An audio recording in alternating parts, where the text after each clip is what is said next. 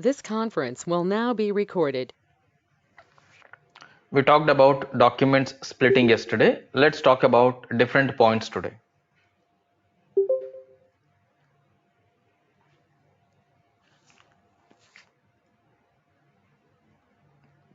Came till fiscal year, and then you have something called, let's talk about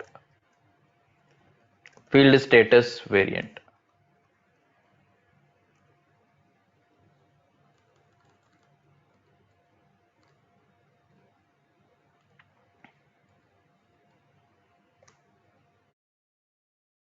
Now, there will be one more configuration as part of your baseline called field status variant. When you talk about field status variant, this is related to data entry or transaction posting.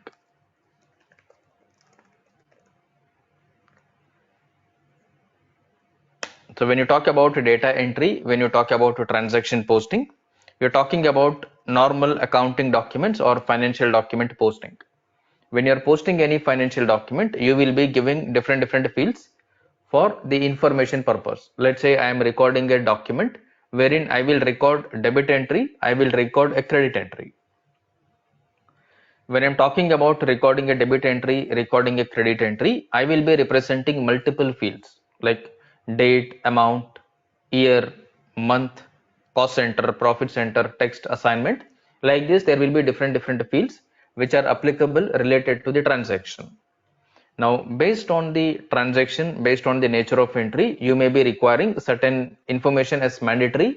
You may not require certain information, or you may feel that certain information is optional. If it is required, we will feed it. If it is not required, we will not feed the information. Based on the nature of entries that you are posting, we have to pick relevant or appropriate field status group for the each GL account. Let's say, for example,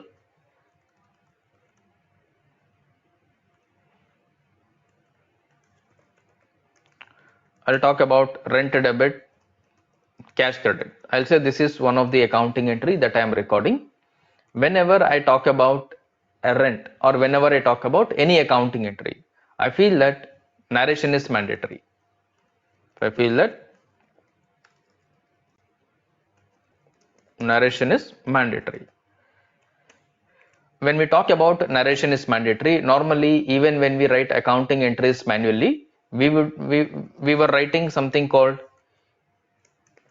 like this in bracket, being rent paid or whatsoever. This is what we used to write even when we write manual accounting entry in our academics. It is the same case. Every organization, whatever the entry that they record, they must know for what purpose this entry is recorded, what is the background of this accounting document. For this to happen, we need to make sure every user who is recording the entry must input the narration of the entry. For that, sometimes user may fill, sometimes user may not fill. But if user is not filling the narration and he is recording the entry, when you're looking at the document, you may get confused. What is the purpose of this accounting document? Now, you do not want to have these kind of situations. In this case, what you are going to do, you are going to put the particular field, whatever you want to have the mandatory input as mandatory option. In short, the status for a particular field, you can make it as mandatory. This is same like when you fill up any application from online. There are certain fields which are mandatory. Let's say if you are filling up your name, address, mobile number, date of birth, all these things. Let's say your date of birth is mandatory. You cannot proceed further without filling the date of birth, which becomes mandatory. Let's say another thing like maybe address line 1, address line 2. Mobile number you have, landline number you have. I can put that mobile number is mandatory for everybody, but landline is optional. I can proceed without giving the landline number, but I cannot proceed further without giving mobile number. Which means while doing the transaction, we need to understand what is the nature of a transaction. For this nature of a transaction, what kind of fields are normally used. Accordingly, if there are any specific requirement from your side, for this kind of entries, I want to ensure this particular field is mandatory. Go and update that field as mandatory. If not, you can suppress it, you can keep it optional. but this is something which is SAP predefined. All the field status groups are mapped under field status variant. This field status variant will talk about status of the field. So this is related to data entry, transaction posting. Field status variant contains the field status groups. Now, field status group controls the status of the fields. Now, these field status groups are assigned to every GL account. Field status variant contains a field status group. This field status group controls the status of a particular field, and this field status group is assigned to every GL account. If you wanted to see a particular field, the fields are visible based on the field status group. Field status group is deciding which one to display, which one not to display, which one to display as mandatory option. Now, when you're talking about this field status group, you're talking about fields that are to be appeared while recording a transaction. Let's say while recording the rent, I want to display profit center. Right? Let's say I don't want cost center, or I want assignment. Like this, there will be multiple fields on the screen. Which field you want, which field you do not want, you need to decide based on the requirement. But these things normally we do not change it, because as per standard SAP, you have predefined, pre-delivered field status variant with predefined field status group. In any project, what we will do, we will be using the standard existing field status variant, field status group as it is. If required, you will be making any modifications. If not, the standard field status groups are more than sufficient. But before we make any changes, we need to understand the requirement. Accordingly, we need to make corrections. And for that, we need to understand the accounting entries. What is the nature of accounting entry here?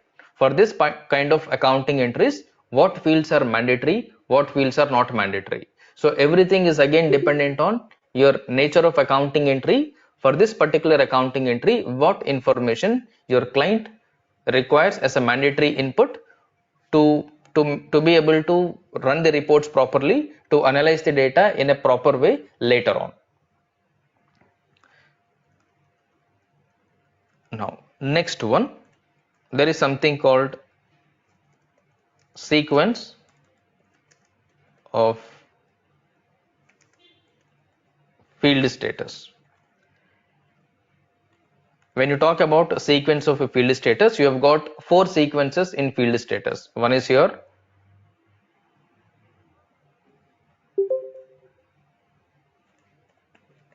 suppress, next one is your display, third one is required, fourth one is optional. Now, I call suppress as S, display I call it as D, required I call it as R, optional I will call it as O. So if you consolidate or if you club all these single digits, you will get SDRO is the standard sequence of field status in SAP. So whenever system is looking at the field status, it is going to verify in the following sequence. Suppress will be the first priority. This will be priority number 1. Display will be the priority number 2. Required is priority number 3. Optional is priority number 4. Based on this priority, system is going to verify which field status to be connected or which field status to be used. This field status and its usage we will practically understand when we are working on SAP while posting the transaction. I will show you the errors that are possible to come if the sequence is not in the order, if you maintain incorrect way. Now when we write this point, we need to write another point. So here we are talking about field status variant. Field status variant is a separate setting. It's a separate configuration as part of your baseline, in which you have, this is the field status sequence: suppress, display, required and optional. Now next point, field status is controlled at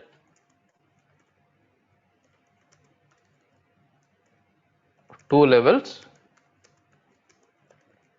while posting a document in SAP. While posting a document in SAP, your field status is controlled at two levels. First one is GL account level. Second one is at posting a key level. Okay, so we need to make sure the field status at GL account level, field status at posting a key level are checked while recording any particular transaction. Now, system will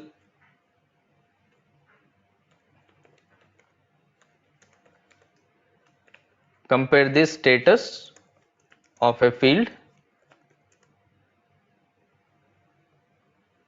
for both GL and posting key. Accordingly, it will allow or stop the transaction. Okay, we need to understand that system is going to verify the field status both at GL level and at the posting key level. Accordingly, it will either allow you to post the transaction or it will stop you from the posting transaction, because it will look at the sequence in this order: suppress, display, required and then optional. How this is going to check, on what basis this is going to check, we will practically understand while defining the configuration. Okay, after this field status variant, we will understand these settings practically, because there is nothing much we understand about field status variant apart from these points.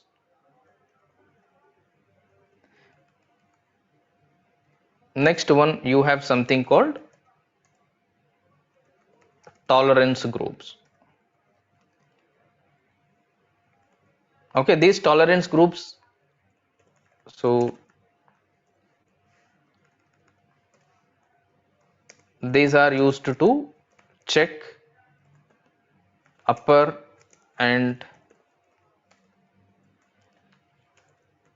lower level amount limits. Okay, while posting any transaction, you want to verify upper level and lower level limit, which means what is the maximum amount to be allowed, what is the minimum amount to be allowed. These are, again, we will not be using these functionalities practically in the real environment. We will not use these functionalities. So we will define these settings as part of baseline config. We don't use or control this mostly. We don't control anything at tolerance group level. Okay, we just mask it and then we define the setting and then we will leave it. But you don't do any control, you don't do any monitoring at a tolerance group level. Right, next point, once we created what is tolerance group, type of tolerance groups and all, I will be explaining in detail while doing the configuration. Next one is your controlling area.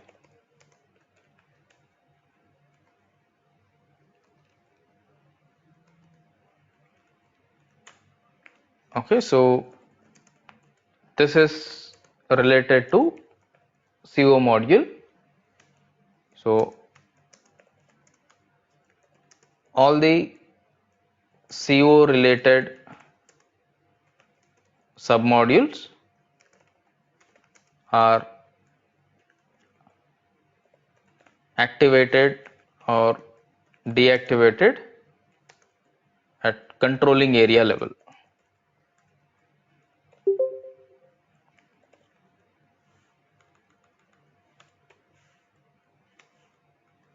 At controlling area level. So controlling area is related to CO module. CO module is nothing but management and cost accounting or cost and management accounting. So in the controlling area, we will be activating or deactivating different submodules in CO. Like in FI, you have GL, AP, AR, tax and all. In the similar way, in the controlling, you have components or submodules like cost element, cost center, profit center, internal order, profitability analysis, product costing. Which component or which submodule to be activated, deactivated, we will be deciding at controlling area level. Now, here points to be remembered. For all company codes, we will use same controlling area. For all the company codes, we will use same controlling area. Now, when I talk about for all company codes of a client,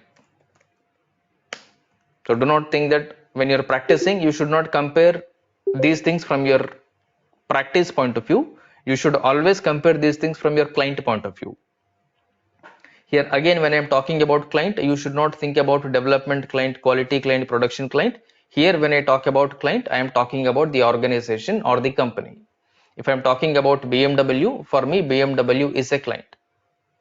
When I am talking about BMW is a client. When I am talking about BMW client, for all the company codes of BMW, we will be creating one controlling area. In short, there will be same controlling area for all the company codes of BMW. Now, point number 1, for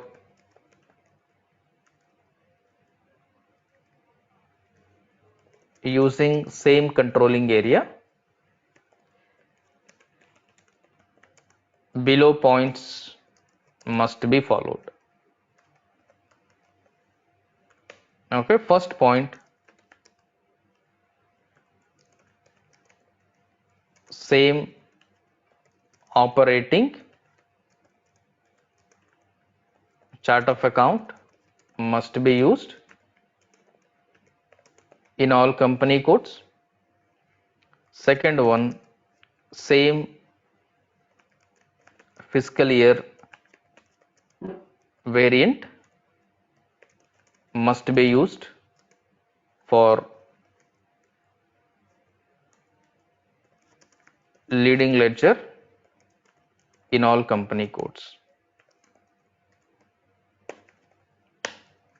Point number 1, same operating chart of account must be used in all your company codes. Point number 2, same fiscal year variant must be used for leading ledger in all your company codes. These two parameters, these two conditions must be satisfied to use same controlling area for all your company codes. In short, this is what we will be using in every project. Even when you practice, you must follow the same approach. You should not, even for practice purpose, even for experiment purpose, there are certain things which we should not even touch. This is one of the point. Even for experiment, there are certain things that we should not experiment. This is one of the areas where you are strictly not supposed to experiment. If you are experimenting on these areas, we will get into unnecessary confusions which will be very difficult for us to understand, because there are certain areas which are not to be experimented, which are to be strictly followed blindly as it is. Now, next one, we must use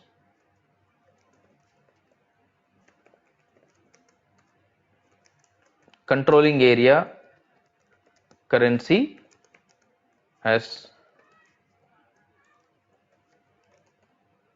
group currency only. You must use controlling area currency as group currency only. Apart from group currency, you're not supposed to use any other currency at controlling area. In short, all company codes must represent same controlling area currency. All company codes must represent same controlling area currency, because if you look at the point here, for all company codes at client level, we will be using same controlling area. One controlling area cannot have multiple currencies. One controlling area cannot have multiple currencies. In this manner, if your multiple company codes are using one controlling area, you are supposed to have single currency only. I cannot say one company code controlling area is INR, the other company code controlling area currency is dollar, or any other currency. Not allowed, right? Now we will be using cross company code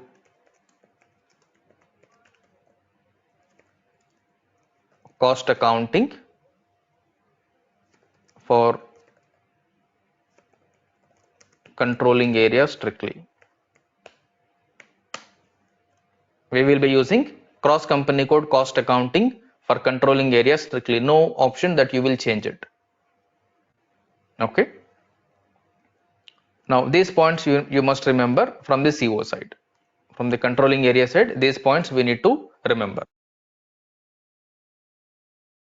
Next one, after controlling area, you will have something called a tax procedure.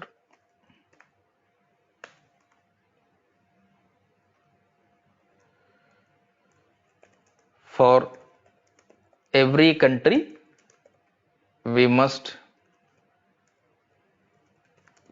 create a tax procedure for indirect taxes. Okay, for every country, we must create a tax procedure for indirect taxes. All these sales and purchases related taxes are calculated based on tax procedure. If you wanted to calculate taxes on sales, or if you wanted to calculate the taxes on purchases, these are calculated based on tax procedure. Now this tax procedure is created at country level and assigned to country. Tax procedure is created at country level and this is assigned to a country. Next point. Ajay, is assigned to country or assigned to company code? Country. Okay. Okay, so tax procedure is applicable to all company codes falling under the respective country assigned in company code setting. When you create any company code, normally every company code we will assign, or for every company code we will tag a country in which this company code is operating. Tax procedure we are not going to assign to a company code. Tax procedure will be assigned to a country. Whatever the company codes are assigned to that particular country, all these company codes are by default assigned or connected to your tax procedure. Okay, so it is like tax procedure will be there. This tax procedure is assigned to country. Now this country will tell how many company codes are there. Okay, if I talk about India tax procedure, and this is assigned to India country, Let's say in India I have 5 company codes. If I have 5 company codes in India, by default all the 5 Okay, sir. company codes are controlled by this this tax procedure. Yes. Sir, can we assign tax procedure one more country? You can assign, this is at country level. If your country is changing, you can assign another tax procedure. Okay, sir. Okay. Yeah. Now these points is what we need to understand from the tax procedure, because the detailed configuration we will understand, but we need to know certain basic points about all these points so that we will not get into any confusion when we are doing or when we are talking about these points at the practical sessions. Once the tax procedure is created, next one will be your ledgers.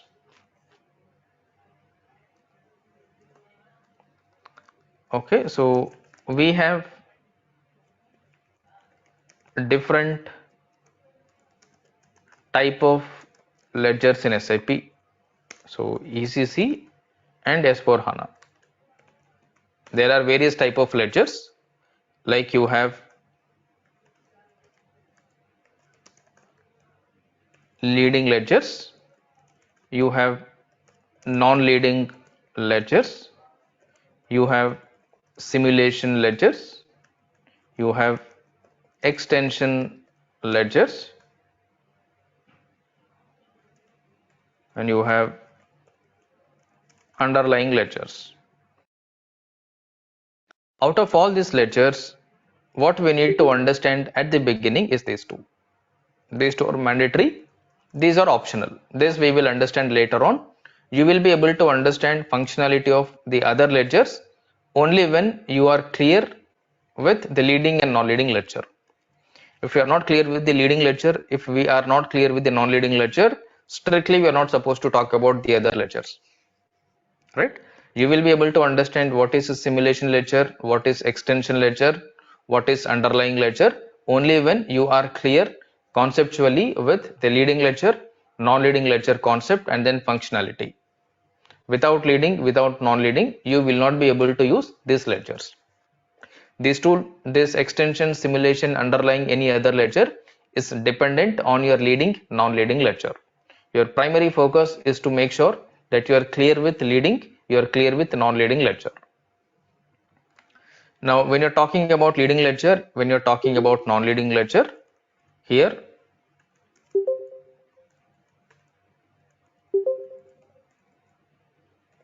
leading ledger is SAP standard. It is represented with 0L and it is assigned to all the company codes by default.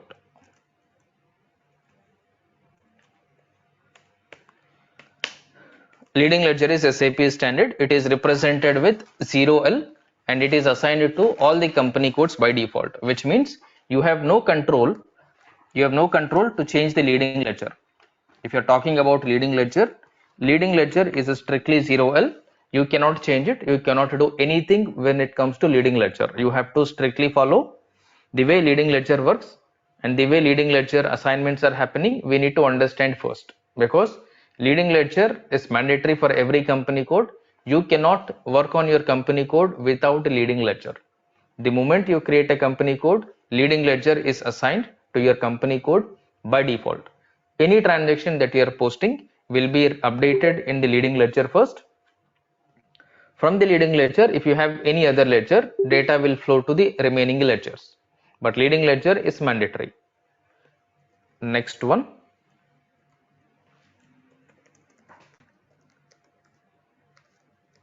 Non-leading ledger is customer specific. Okay, it is represented with any 2-digit alphanumeric code. It is represented with any 2-digit alphanumeric code. So non-leading ledger is customer specific. When I say customer specific, we mean client specific. If your client requires a non-leading ledger, you need to create a non-leading ledger with any 2-digit alphanumeric code. Okay, so this will be created by consultant. So this is not SAP standard. This will be created by consultant. Next point.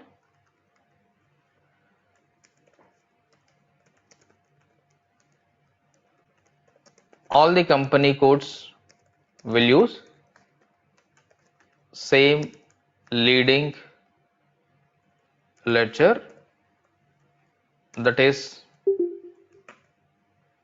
0L. Okay, all your company codes will use same leading ledger, that is 0L.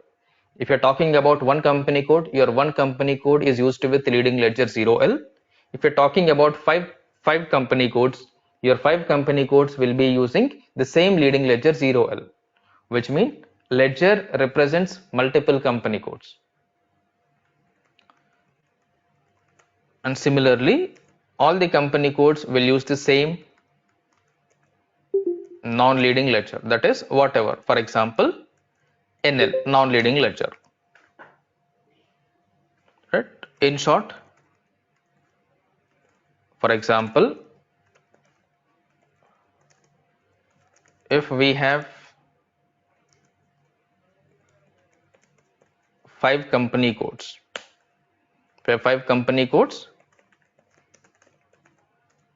leading ledger for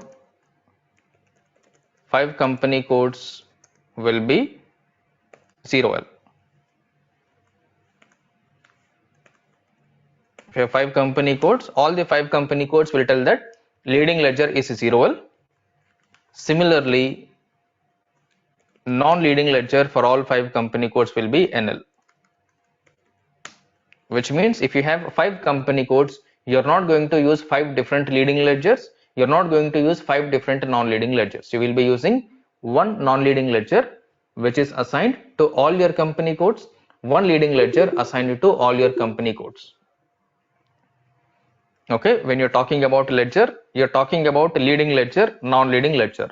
Leading ledger is one, non-leading ledger is also one. If you have one non-leading ledger, this one non-leading ledger is assigned to all your company codes.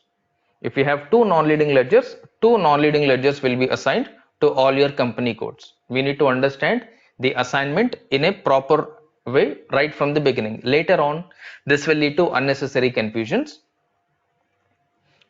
So here, when it comes to ledger, we have to focus initially only on 2 ledgers, leading, non-leading. Later on, I'll explain you what is a simulation, what is extension, what is underlying, why we use it, where we use it. But before you understand these points are mandatory. Without these points are strictly not recommended, not even to understand, not even to read that these things are existing. Ignore these 3. First, focus only on leading, non-leading. Once we are clear with leading, non-leading, automatically you will understand. Even if I tell one-liner theory, you will understand simulation, extension, underlying ledger. Next one is your currencies.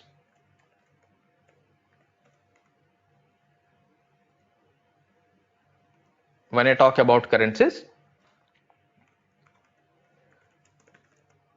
we have below currencies in SAP. So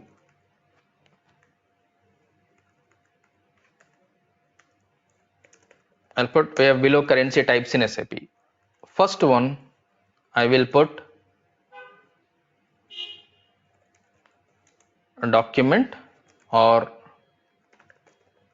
transaction currency. I'll be representing CCY. Wherever I have to call it as currency, I'll be writing CCY.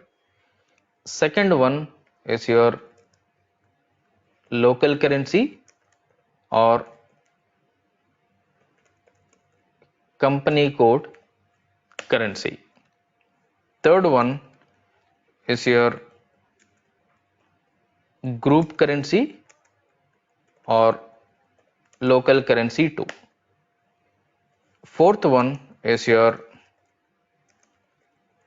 hard currency or index based currency or local currency 3. Okay, so these are your currencies, and apart from this we have freely definable currency. This is from, let's say, local currency. I've written how many? Local currency 3, local currency 4 to 4 to 10. Freely definable currency you can use from currency number 4 to currency number 10. Now these are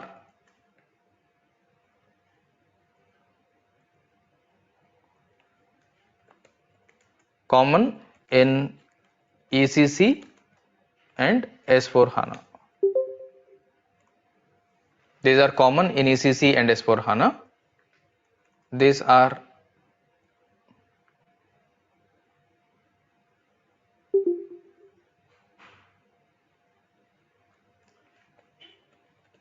applicable only in S4HANA.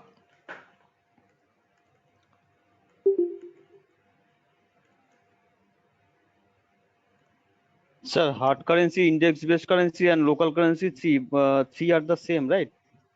Same. But code is different, right, sir? Hard currency is 30, 40 something, or index currency is 50, right? Okay. Correct.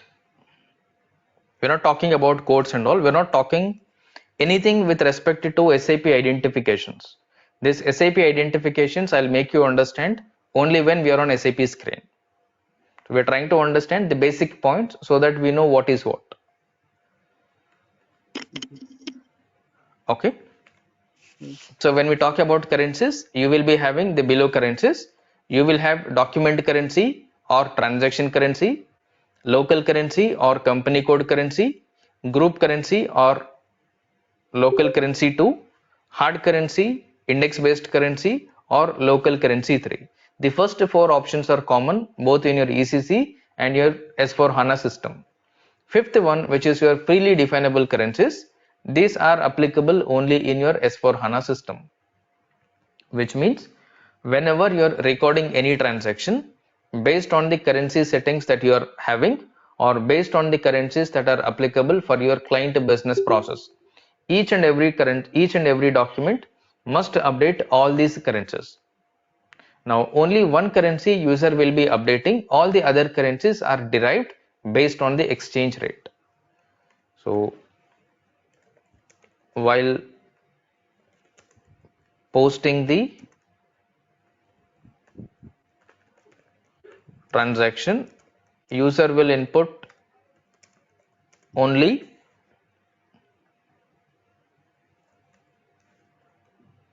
document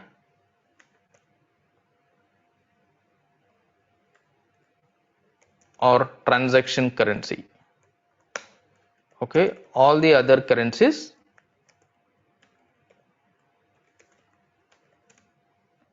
are auto updated or automatically updated by the system based on exchange rates. While posting the transaction, user will input only document currency or transaction currency. All other currencies are automatically updated by the system based on exchange rates. which means when I'm recording any transaction, I will be updating the transaction. First of all, when you're recording a transaction, you need to update in which currency this transaction took place. Or when you're recording any document, you need to update in which currency the document is updated. So your document currency can be anything. Now, here I'll put. Sir, source currency is defined as the document currency, sir. No. Then, sir, what is that source currency? That we are not talking about that source currency now. While recording the entries, I'll put numbers practically, then I'll explain what is your source, what is your target, how the numbers are converted, and on what basis the numbers are converted. Okay, sir. Okay. Okay. Now your document currency or transaction currency is variable. When I talk about variable, this is not fixed. When I talk about local currency or company code currency, I call it as fixed. When I call my local currency or company code currency fixed, this is fixed and it cannot be changed. This is also fixed. Similarly, hard currency, this is also fixed.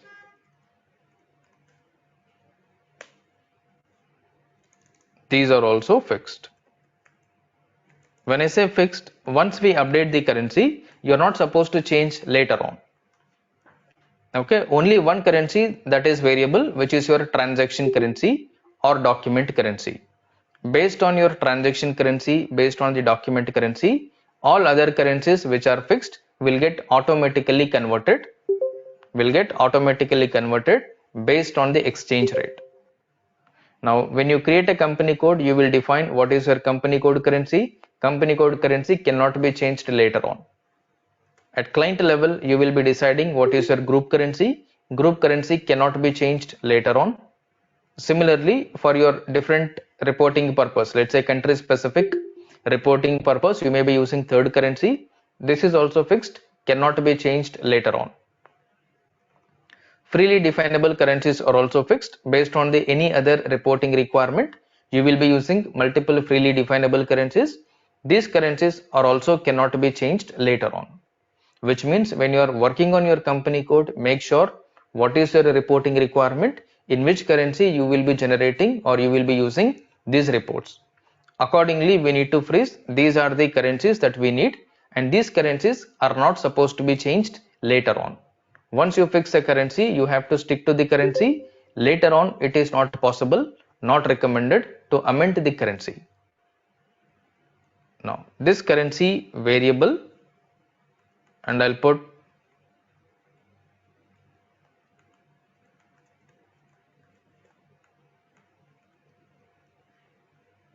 this is transaction level, this is company code level, this is client level, this is country level.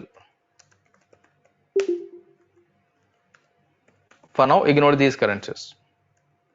Focus only on these currencies. These currencies we will talk later on. Currently not relevant for us.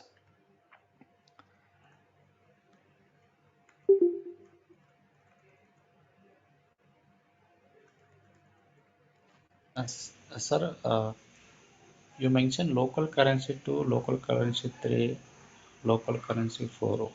What is exactly local currency 2? Group currency. How I can understand? Group No. currency.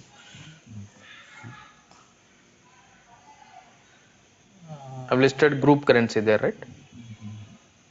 Yeah, group currency or local currency 2. This is 2 the means what? alternative name in SAP. Okay. Especially when you look at any reports or when you change any layout, everywhere you will not find group currency. Most of the places you will find local currency too. Okay. So local currency one, I can use company code level. So like right. Yeah, So local correct. currency two is group level like that. Correct, right? Okay. Correct. These are the fixed terms in SAP, not our specific. We cannot change this terminology. This is standard fixed terms in the SAP system. Okay. Okay, so this fifth point, I'm not writing anything because we will try to understand these currencies later on. So wherever which is currently not relevant, I'm not updating anything because first thing our focus is supposed to be here because this is mandatory points which we must know. Your document currency or transaction currency is transaction level. If you have 10 transactions, it is possible you may have 10 different transaction currencies because it is at a transaction level. Similarly, when I talk about local currency or company code currency, if I have one company code cannot have more than one local currency. One company code will strictly represent only one company code currency. That is why we put fixed here. Second one, group currency. This group currency is also called as local currency too. Either group currency or local currency too is maintained at client level. For if you are working for one system, your system is now called as a client. Development client, quality client, production client. If you're talking about a development client, in a development client, you cannot have two currencies. Similarly, in quality client, you cannot have two currencies. In production client, you cannot have two currencies. All your company codes are created in a client. If you are creating one particular currency as client currency or group currency, all the company codes in that client will automatically use the same group currency, same local currency too. Again, this is also fixed. Third one is your hard currency or index based currency or local currency 3. This is at country level.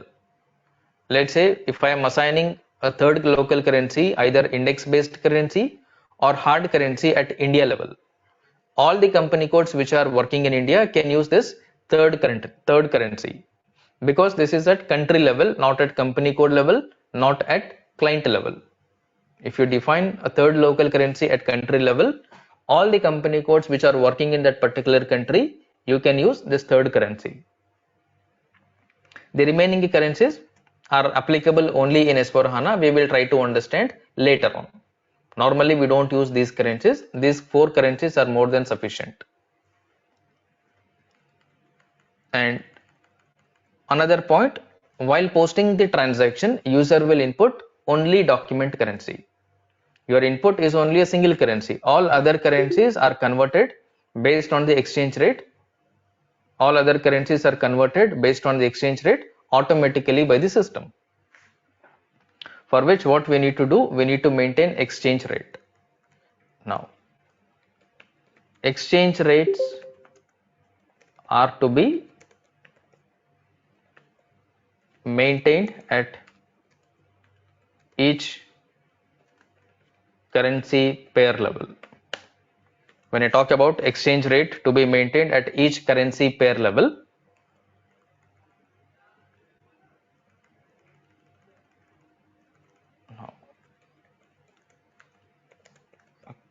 currency pair is equal to two currencies. Correct? You call it as a pair only when you find two currencies. One currency I cannot call it as a pair. When I'm calling it as a currency pair, I'm talking about two currencies. For example,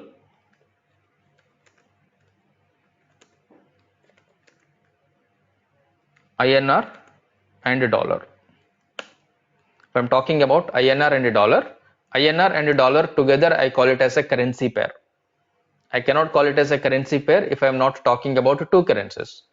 And I cannot call or I cannot bring the point or concept of exchange rate if I do not have two currencies. Point of exchange rate, point of conversion is coming into picture only when you have two currencies. These two currencies we represent as currency pair. Now, when you talk about currency pair, you have to maintain the exchange rate at currency pair level. When you talk about currency pair level, we must maintain exchange rate at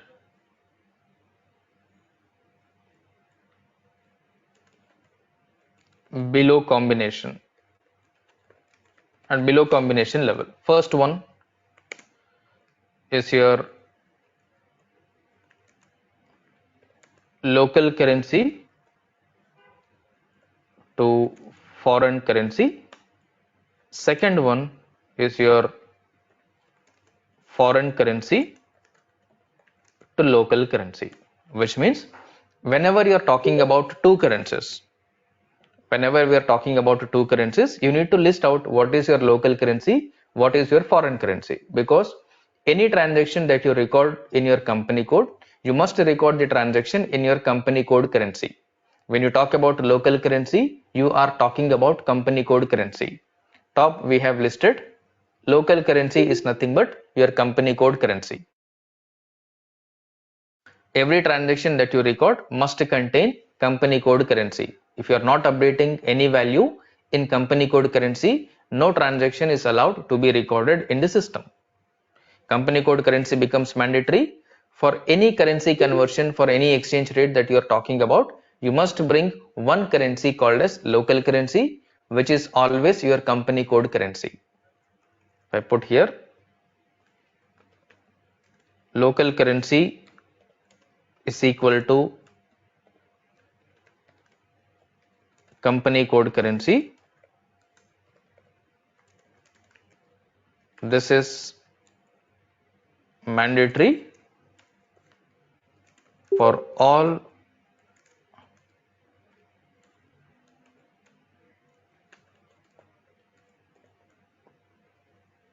transactions in SAP.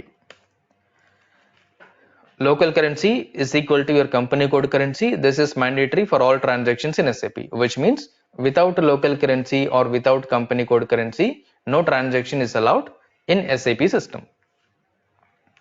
Now, when you talk about local currency, when you talk about foreign currency, or when you talk about foreign currency, when you talk about local currency, this local currency, foreign currency is represented as currency pair.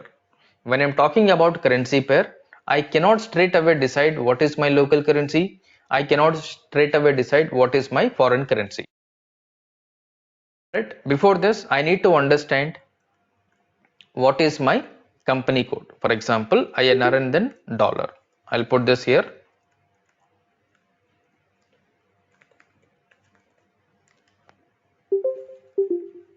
Scenario number one. Sir, here small doubt. So when I doc currency and company code currency, is it same? So why it's coming to exchange rates? Here I did not put two, right? I did not put INR. No. In the above statement level, so you mention one statement exchange rate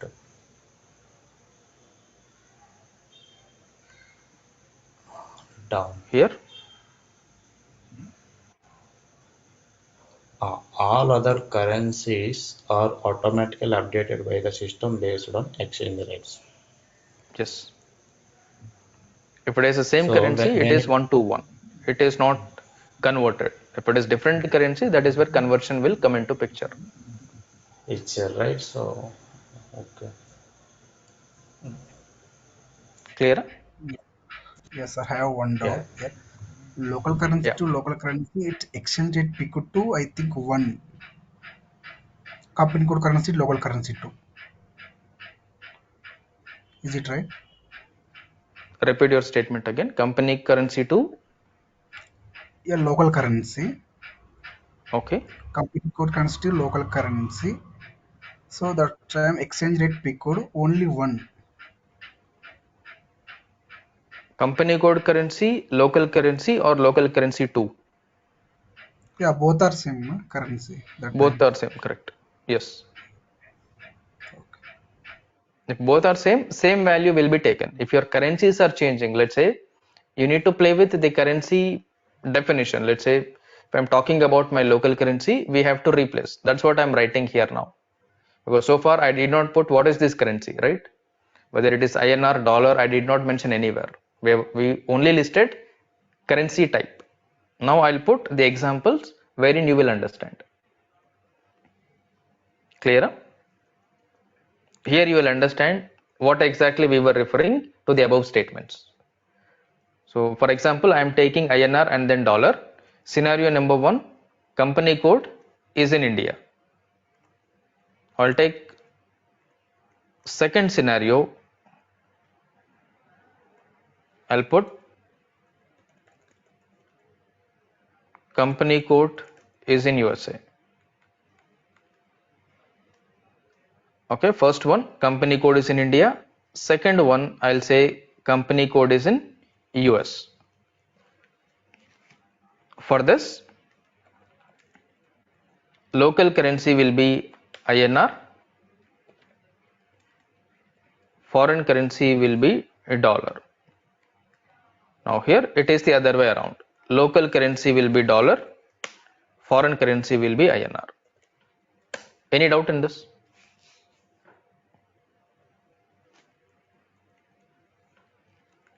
Clear, sir.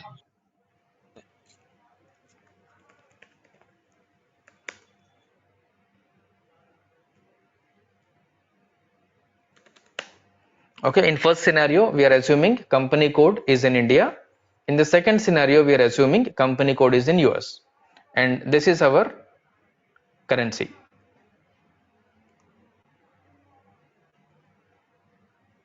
This is our currency, INR and then dollar. According to this, if your scenario is company code in India, local currency will be INR, foreign currency will be dollar. According to the same statement in the other scenario, if your company code is in US, your local currency will be dollar, your foreign currency will be INR. Here what you will do,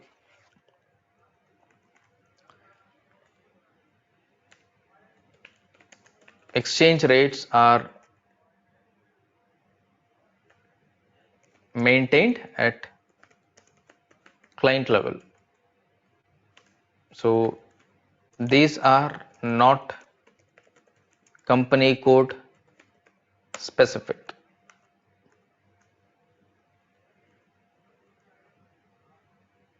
Okay, I'm saying exchange rates are maintained at client level and these are not company code specific. When I maintain any exchange rate, I cannot maintain for this company code this is the exchange rate, for the other company code this is the exchange rate. Okay, once exchange rate is updated, it is valid for all company codes.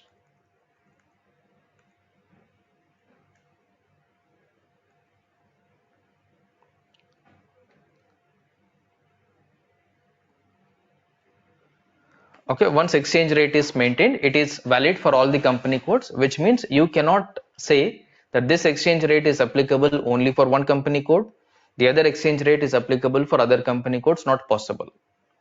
Which means when you're updating the exchange rate, you need to be conscious what is the exchange rate, whether this is valid rate or we are blindly putting the exchange rate, which you should not do. Now, according to this, what I will do, I'll write another statement. Now I'll take these lines bottom.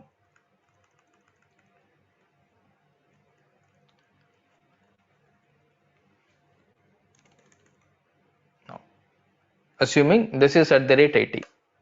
Let's assume that INR and then dollar, this is at the rate 80. Because whenever you talk about India and dollar, we always talk about dollar rate. When we talk about dollar rate, nobody will tell, if you ask anybody what is the dollar rate, when it is compared to INR, everybody will tell 80, 79, 81, 78. In this combinations, they will tell the rate, which means this is always your dollar rate. This is always your dollar rate. If you want to buy dollar, you have to pay 80 INR. Or the other way, if you have $1, you will get 80 INR. Now, majoritarily, we will be representing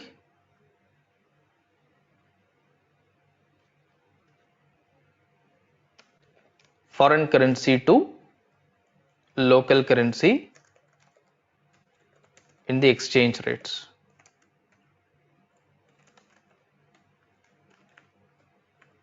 Okay, majoritarily we will be representing foreign currency to local currency in the exchange rate.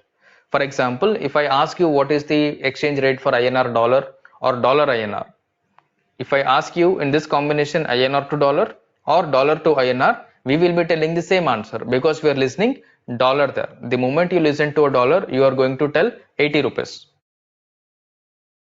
The moment you listen to the dollar, the blind answer, the straightforward answer is 80. We need to understand when somebody is talking about exchange rate, they are quoting or they are representing foreign currency to local currency conversion. Foreign currency to local currency conversion. In the top, we have maintained exchange rate to be maintained at currency pair level. Exchange rate to be maintained at currency pair level. This is point number 1. Direct quotation. Point number 2, indirect quotation. You cannot say that I know exchange rate, but I do not know direct and indirect quotation. You are not supposed to say this. If you're talking about exchange rate, you must know what is direct quotation. You must know what is indirect quotation. When I talk about direct quotation, I am representing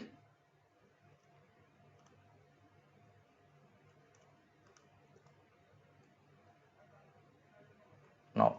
Where do I fit this? Direct quotation is local currency to foreign or foreign currency to local. Foreign currency to local. Indirect,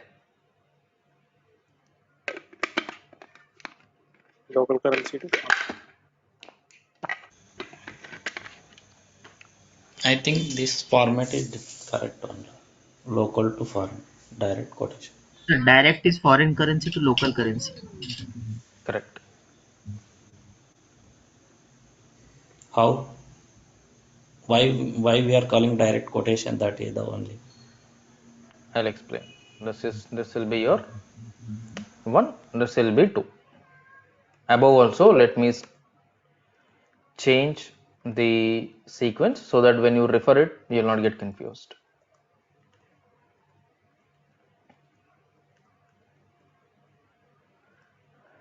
Okay, direct quotation, whenever you're talking about foreign currency to local currency.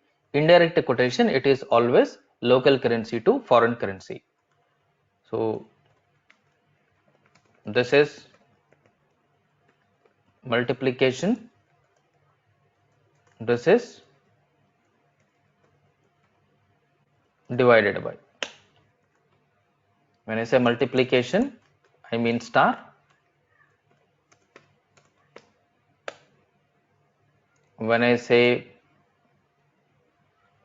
this, I mean a slash. Okay, when I say multiplication, I mean a star. When I say divided by, I mean slash. When I put this here,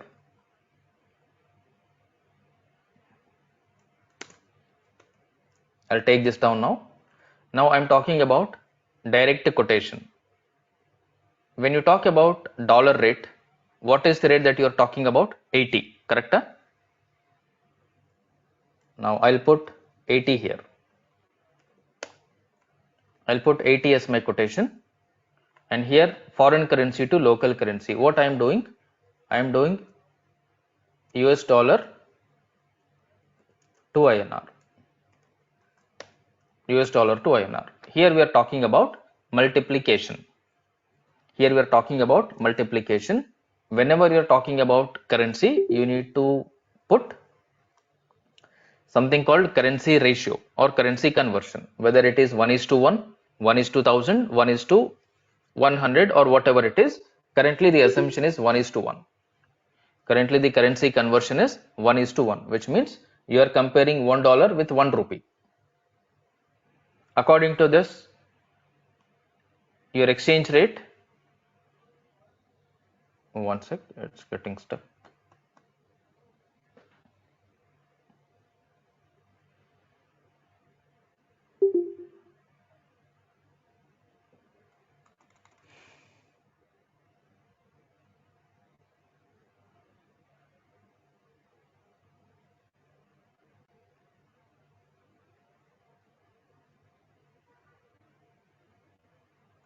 Okay. According to this statement, our direct quotation is 80, our conversion is dollar to INR, and we have mentioned this is multiplication. So what I will do,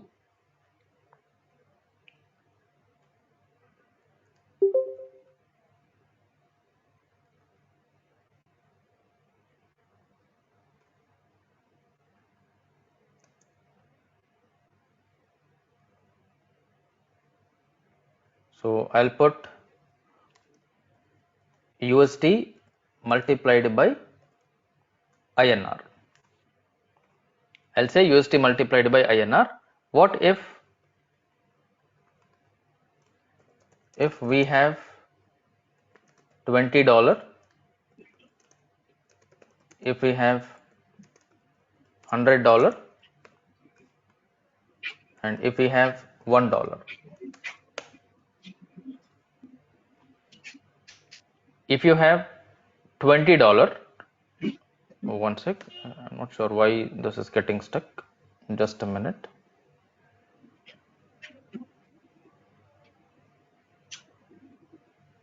Okay, let's say if you have $20, what will be the equivalent currency? Here I'll put, let me minimize it and then add 2 more columns here. If you have $20, dollar is question mark, and I'll put INR question mark. What will be the dollar? What will be the INR? Dollar is 80 and INR is 1600. If I have $20, I'm not talking about this here, or else let me take this here. How many dollars I have here? $20.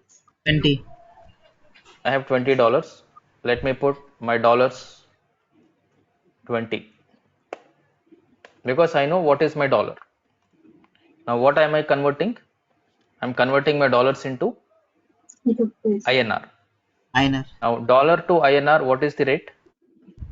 80. 80 rupees. 80. So when you're converting dollar to INR, are we supposed to do what if your rate is direct quotation? Star or Multiplication. slash? Multiplication. So what I will do to get INR 80 into is 20. equal to 1600. right. So $20 multiplied by 80 INR, 1600. Correct? $80, sorry, $20 is equal to 1600 INR. Is this calculation correct?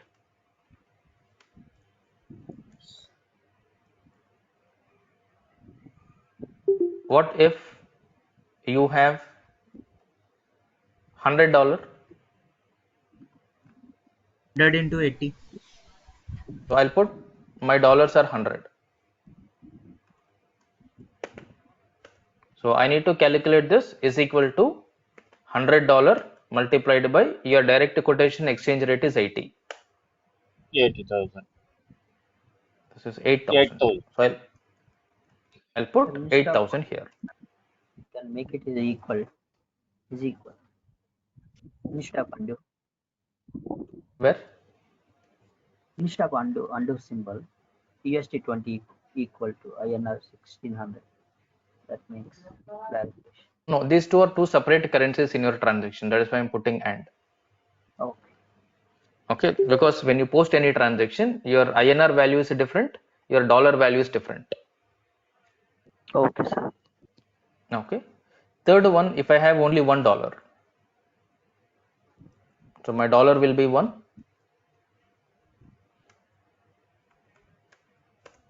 And here I will take 1 80. multiplied by exchange rate 80.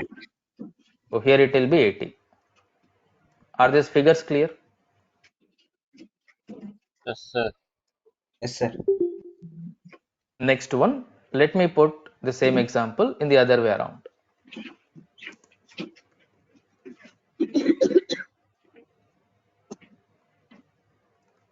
Same number I'll put.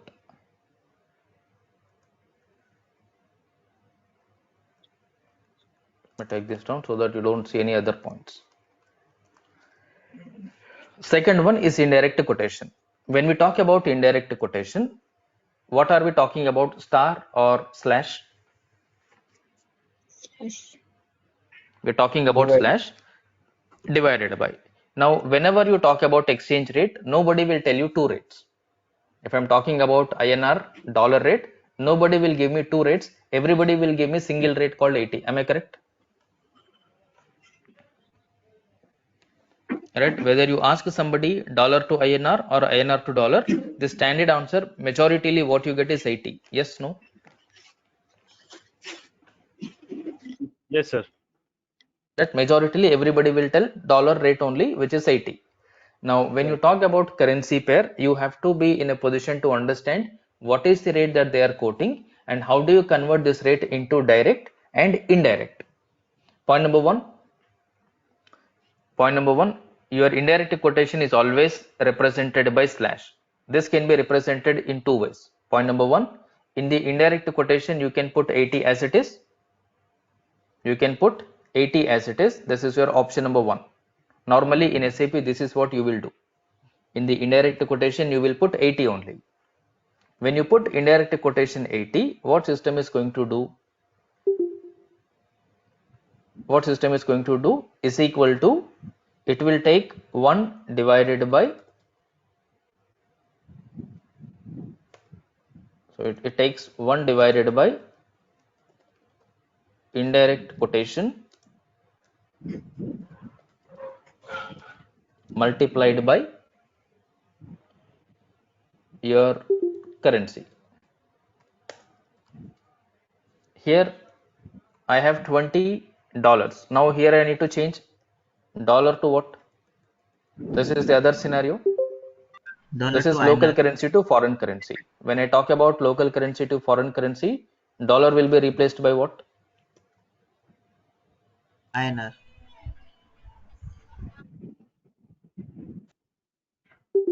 If I have 20 INR, so I'll put local currency.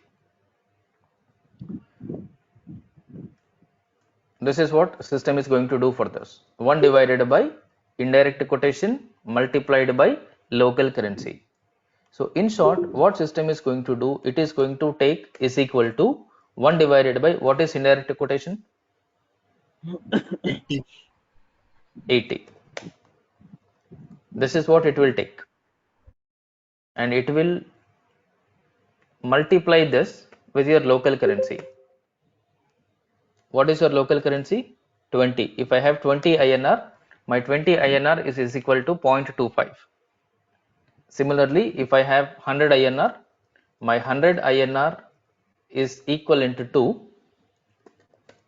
$1.25. If I have 1 INR, my 1 INR is equivalent to $0.0125. Is this correct?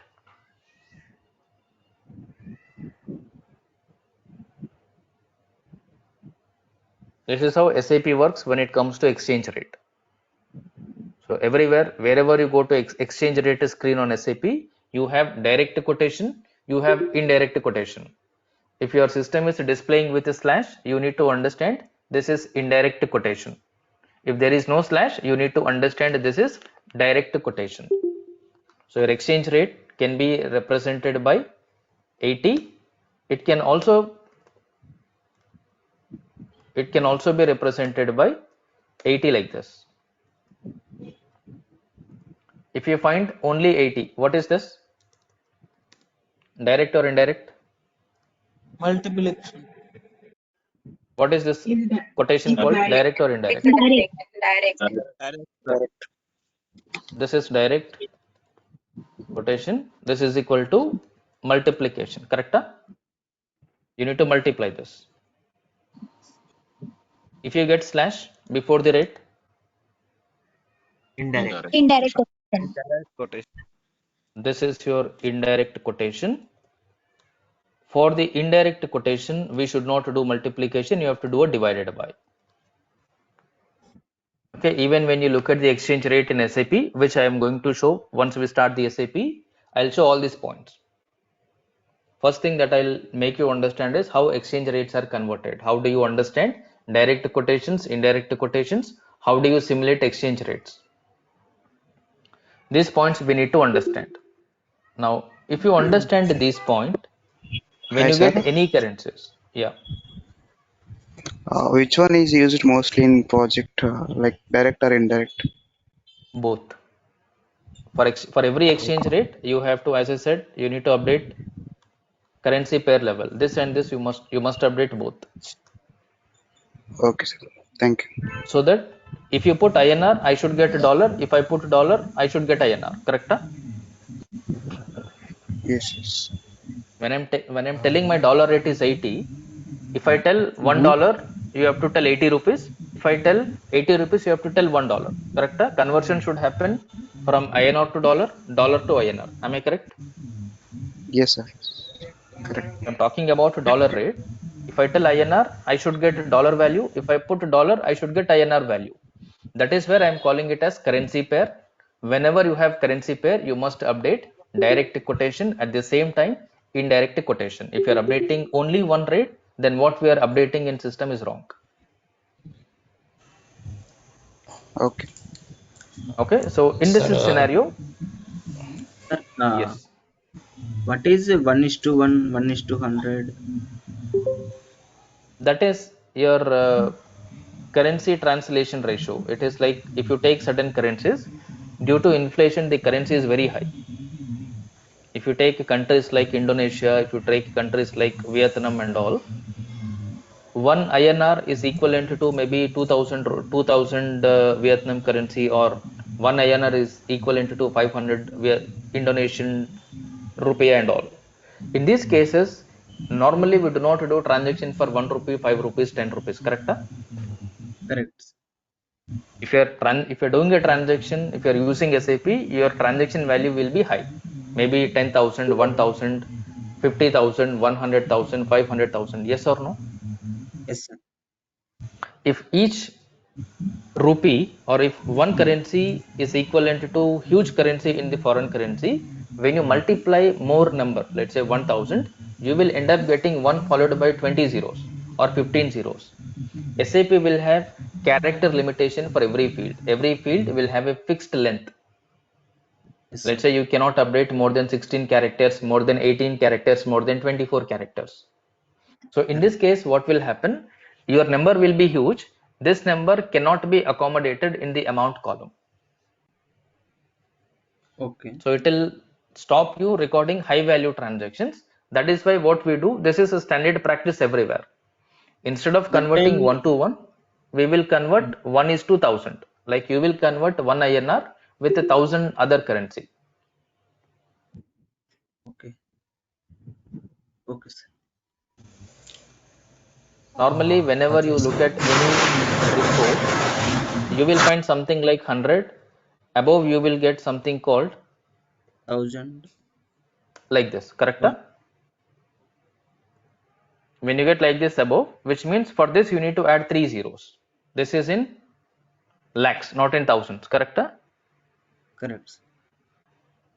So these conversions will be given, which means you need to convert this number into the respective one. Otherwise, it will be very difficult for us to read the number. Everything will go to thousand, million, billion, trillions. Yes, sir. We So are using. these numbers I will update while we are working on the system. We will practically understand how each of the number is getting converted. Theoretically, we cannot go beyond a limit, because beyond the limit, if we go and talk, we will get into unnecessary confusion. The whole idea of understanding the basic fundamentals will be interrupted. Okay, in this case, scenario number one, if I talk about company code is in India, my local currency is INR, my foreign currency is dollar. Here my local currency is dollar, foreign currency is INR with respect to this. Now I will talk about one transaction now. I'll talk about one common transaction. Sales of $1,250 to USA from India. Is this possible or not?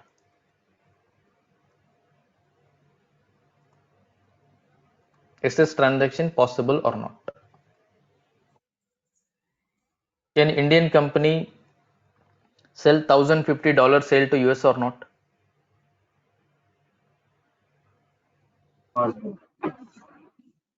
Possible? To USA company from India company. Now, if I put this in India, this is sales. In USA, what is this? Purchase. Purchases. In USA, this is purchases. Now, we are assuming that rate is 80. We are assuming rate is 80. Now, accounting entry alone, let me talk. I'm not going to write the currencies. Here, it will be customer debit, sales credit, correct? Yes, sir. Yes, sir. Here it will be customer debit, sales credit. Here it will be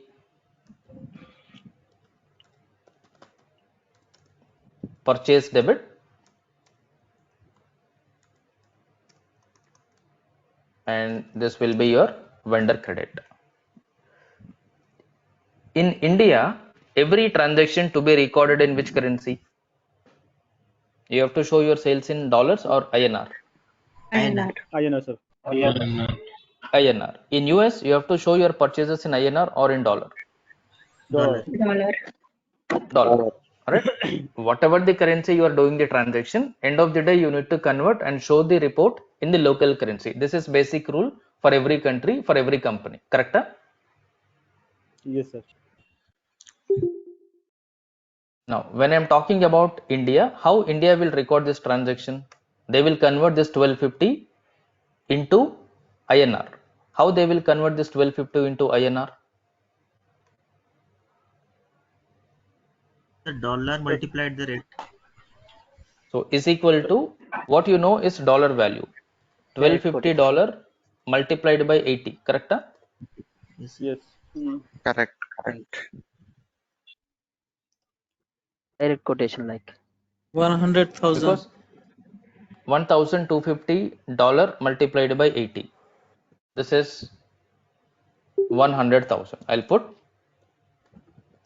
100,000 INR. This is 100,000 INR. Is this correct? Yeah, that's right. Similarly, in US company code, how they will record? Divided. 1250 So divide by Minus 80. 1250 This is divided by 80. straightforward. 1250 by Here 80. you need to record in dollar. Your transaction also took place in dollar. There is no need of conversion here. Correct? Yes. Yes, because your company code currency is dollar. What you are updating is dollar only. When the currency is the same, there is no point of conversion. Yes, no? Yes, sir. Conversion will come into picture only when there are two different currencies.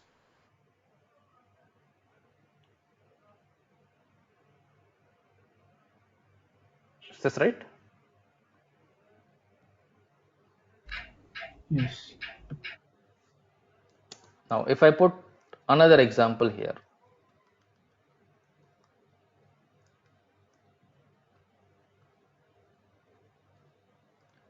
sale of, or I'll say purchase of, let's say $6,140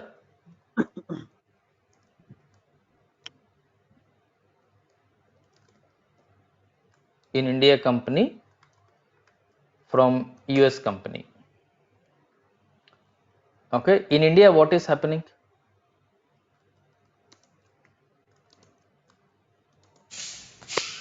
Purchase. With this scenario, in India, Purchasing. it is purchase. In US, Sales. what is the accounting entry for purchase? Purchase to vendor. Purchase to Purchase debit, vendor credit, Vendor account, sales, customer customer account, debit, customer sales. to sales. sales credit.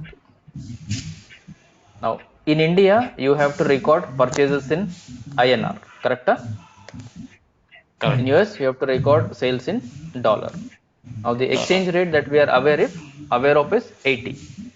80. Yes. Now, when you purchased for $6,140. How do you convert this to $6,140? into 8. For into local. 6,140 75. Quotation. Into multiplied by 80. 80. Yes. 491,200. 76.75. 491,200 INR. Correct? Correct. Yes, sir. This is what you have to report in your India. In US, this is straightforward. 6140. $6140, because here there is no point of conversion as it is dollar by default.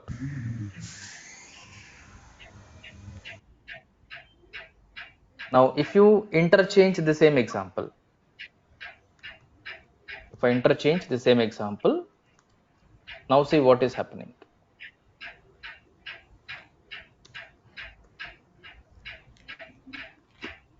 I'll say purchase of, let's say, 98,457 INR in USA company from India company. Now it is changed.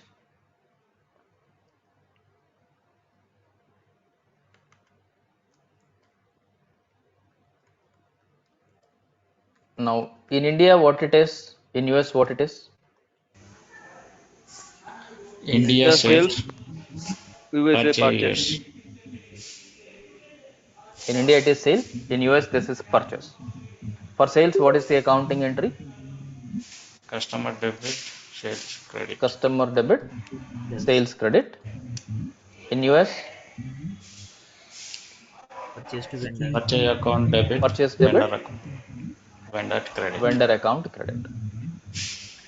Now in India, you have to record the transaction in INR. Your transaction is by default INR. So do I need to convert, or straight away I'll put INR figure here? No need to convert. And conversion. Right? No need of conversion because it is the same currency. Correct? Yes. But when it comes to dollar, what US will do? They'll convert. Divided by. Yes. Foreign to Divided local. by So what they will do? They can straight away 98,457 divided by your exchange rate. What is the exchange rate? 80.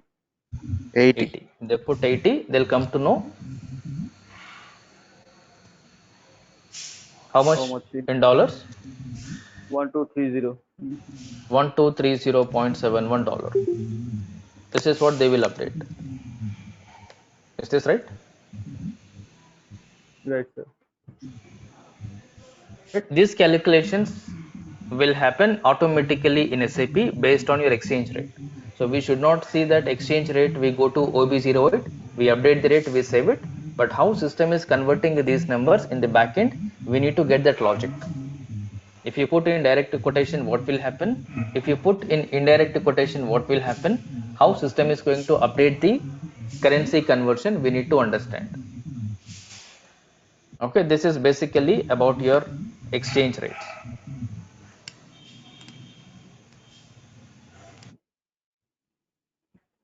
Clear, right? So you need to, if you read these points, this is more than enough. You will not get any confusion in exchange rate. And when we start working on SAP, you will see all these points practically with live examples. Right, Here Ajay, also I'll at this point we're using a one-to-one ratio. Is there any situation where the ratios might change? Yeah, this is fixed logic. There are certain currencies where the currency value is very high. let's say if you take some currencies like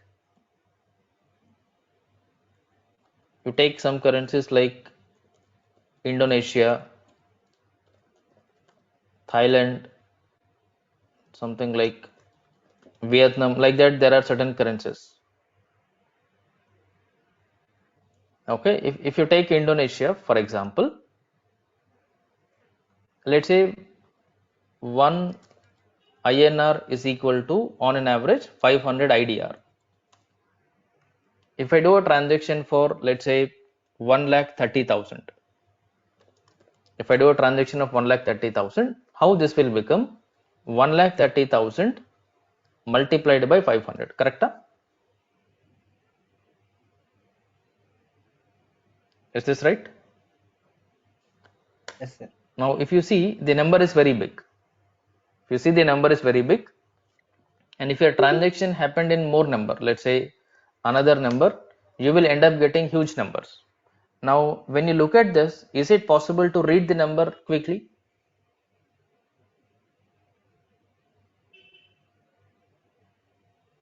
We cannot say what is the value of it, point number one. Point number two, there is a field limitation or character limitation in SAP. If you look at the currency field, if it is allowing you to input up to 18 character, beyond 18 character you cannot update. If your transaction figure is going beyond that, you cannot record that entry. So for that, what we will do, we will update the currency pair. This is normally updated in OBBS transaction. In SAP, I will show this. Okay, when you open SAP, you open OBBS. OBBS is where you update the currency pair. Like, is it 1 to 1?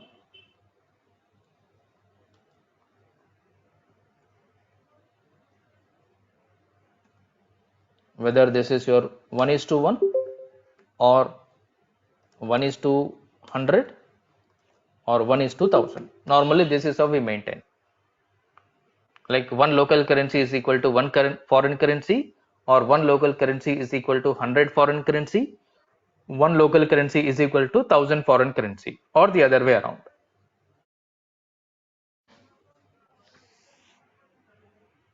This, while once we are on the transaction posting, we will check with one of the high value currency, wherein we will understand how the number is getting converted, and if it is a big transaction, what error you will get in the system.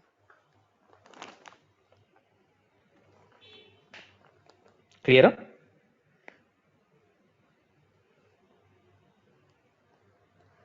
Yes, sir.